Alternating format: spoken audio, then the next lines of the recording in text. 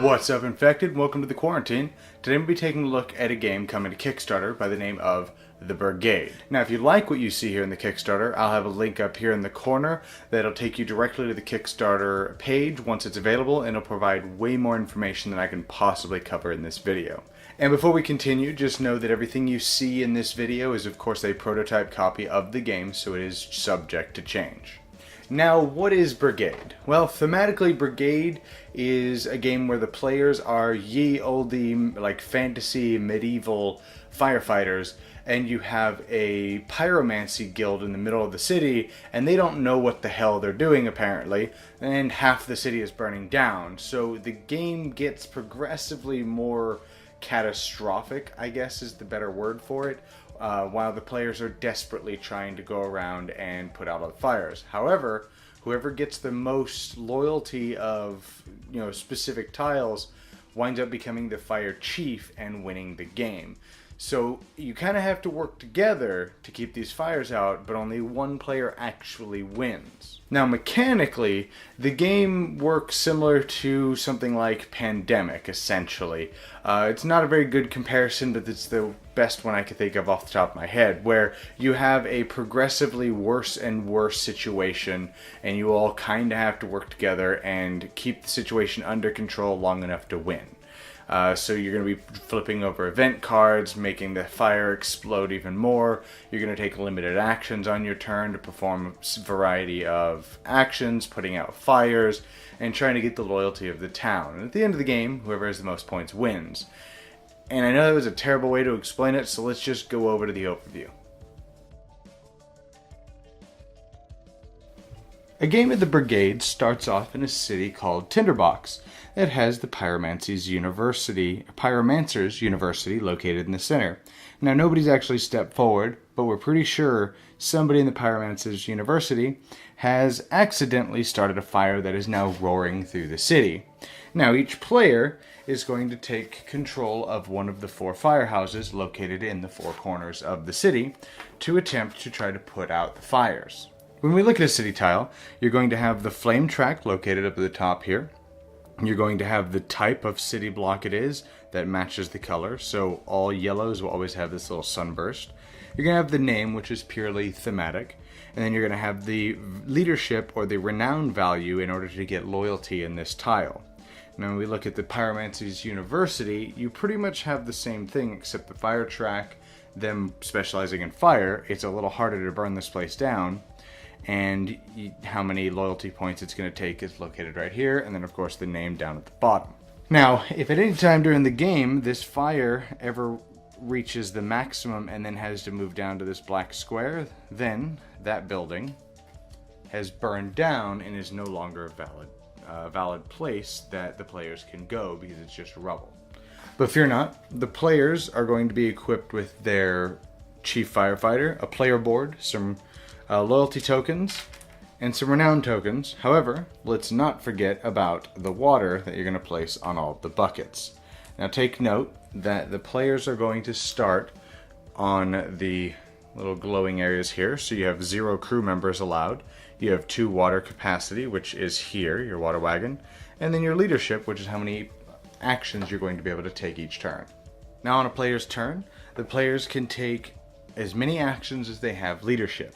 Those actions consist of moving the brigade. Your brigade can move 3 spaces, orthogonal and diagonal. So this being your brigade, you could go 1, 2, 3 if you wished, or however you wanted to do it, up to 3. You can move your wagon. Now your wagon can move anywhere on the board. So I can go from here to over here. Keep in mind, you cannot operate your water wagon unless your brigade is there. So your water wagon is there purely for preventative measures, which I'll get to. You can extinguish the fire. So if we look at our player card here, and we have 2 water cubes up on the corner covering the buckets. So your chief firefighter is carrying 2 buckets of water. So you can spend up to whatever you have available to reduce the fire that many points.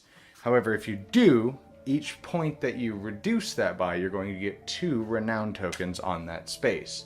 If your renown tokens ever meet or exceed this number, then it instead becomes a loyalty marker, which I'll get to. Another thing you can do is, if you have the crew capacity, you can recruit somebody from the deck over here. You would flip over the top card, and that will just be your recruit. Now, if it has any buckets in the corner, you will start with that much water starting on here. So in this case, we have Massim Bell. Now, when you use their abilities, which is the next action, is crew actions, you would spend however much water you see down here at the bottom, and you would perform whatever the action is. You can also transfer water between your water wagon and your brigade. Another action you can do is upgrade one of your 3 stats that you see here. So you can move one of these up by 1. The last action you can do is to refill your water. Now, you can refill your water by being on your brigade space or being on a loyal space. Now, anybody on a loyal space can fill back up to their maximum water.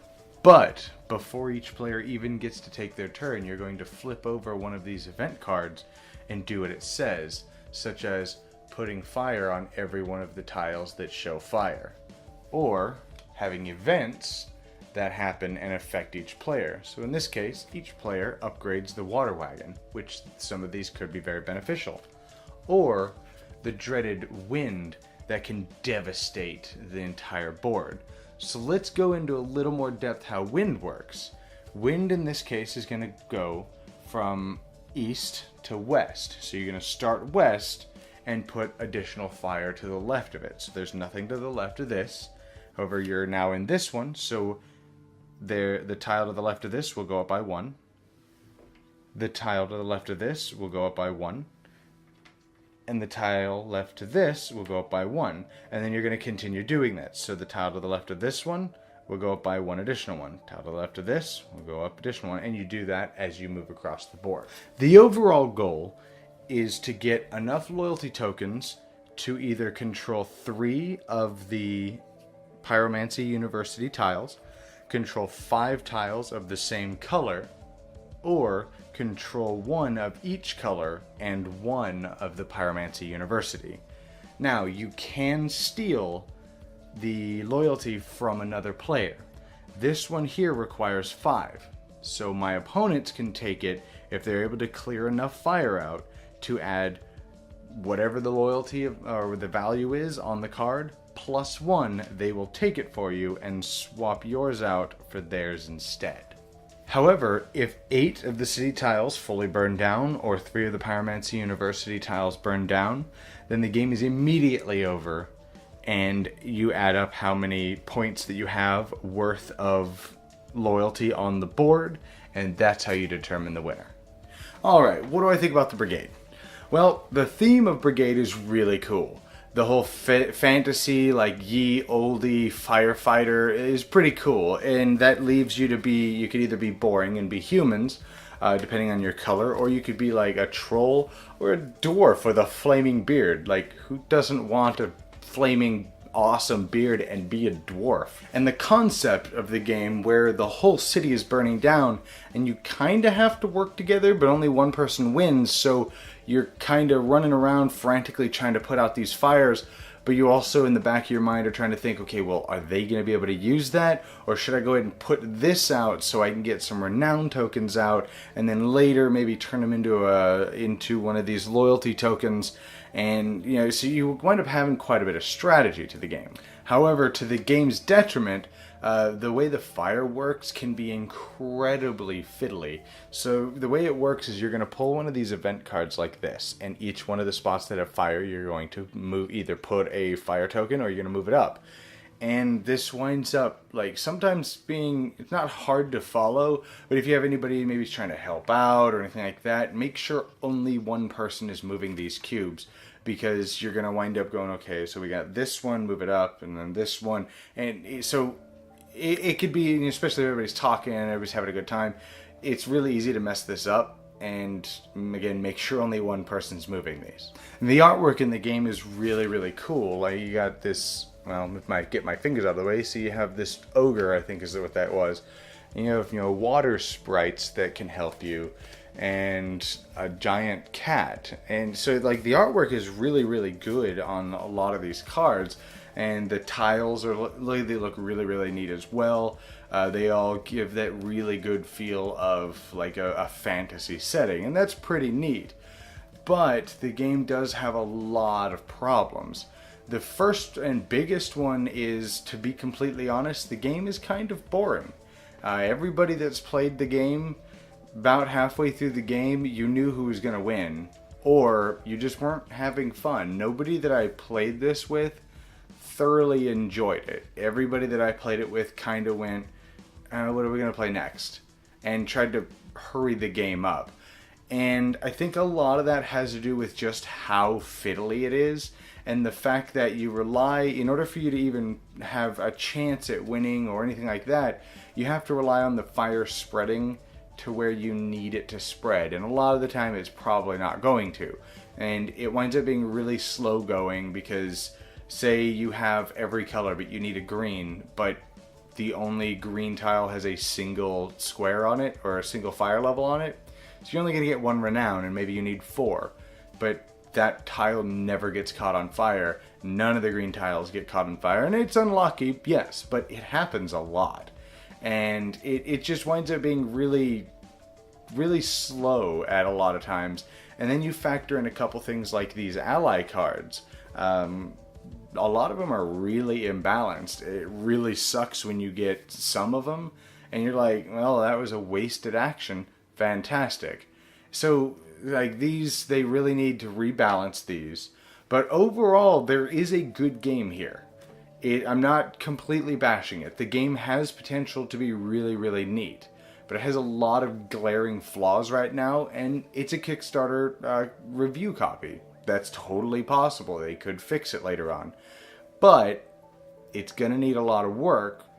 And the best way I was able, that I can think of to describe this, that I actually had this said 2 different times by 2 different people in 2 different groups that I played with, is that this would make an awesome video game. But as a board game, it's way too fiddly and way too slow to really be fun. So overall, unfortunately, I'm not going to be able to recommend the Brigade in its current state. However, I have a caveat to that. I do recommend to follow it on Kickstarter. Maybe they'll come out with some fixes or something, and maybe they'll be able to iron out the rules or something. Because the game, there's a good game here. I just don't see it right now. Anyways, that's my review for the Brigade. I hope you enjoyed the show. I'll see you guys next time in the Quarantine.